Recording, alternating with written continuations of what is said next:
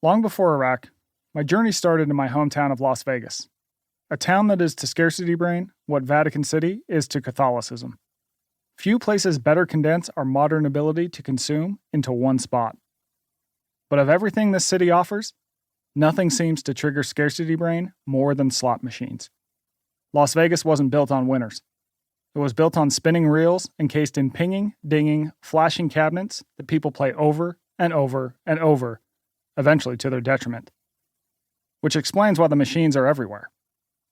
The casinos on the Las Vegas Strip are, unsurprisingly, vast labyrinths of them. But slot machines are also in our gas stations, grocery stores, bars, restaurants, and airport terminals. And people play these slot machines at all hours of the day for hours at a time. They play at grocery stores at 6 a.m., the local diner at lunch or dinner time. And I once saw a guy post up at a slot machine at a 7-Eleven and have a pizza delivered. I asked the cashier if that was normal. "Are you kidding?" he said. "We have regulars." But Las Vegas isn't the only place filled with people who are regularly irregular. 34 states allow slot machines, and like Nevada, many of those states allow the machines beyond casinos, in all sorts of nooks and crannies of everyday life.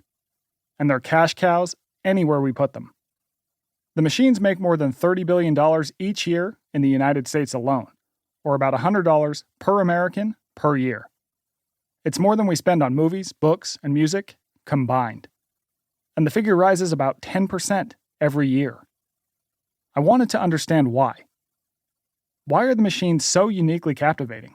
Think, letting your perishables spoil because you got sucked into playing a slot machine called Kitty Glitter at the grocery store at 8 a.m. on a Tuesday. I started by calling a handful of researchers who study problem gambling. This was a dead end. Real dead. The researchers accused casinos of using strange, near subversive methods to lead us to gamble more. We've all probably heard of some of these. For example, one scientist told me casinos remove the clocks so we lose track of time while playing. Another PhD holding anti-gambling researcher told me casinos never want to have 90-degree angles. The argument was that right angles supposedly force us to activate the rational, decision-making part of our brain. Right angles throw you up against yourself as a decision-making person, which could slow down your rate of gambling on the machine, that researcher said.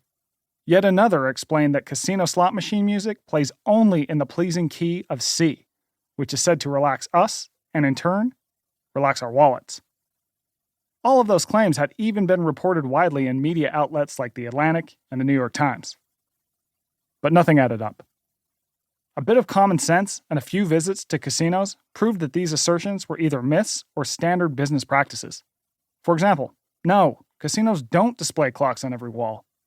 But neither does, say, your local Costco or Macy's or Home Depot. Most businesses don't hang clocks everywhere, I assume, because human beings wear wristwatches and own cell phones. And when I visited some of Las Vegas's most profitable casinos, I found right angles everywhere. I mean everywhere.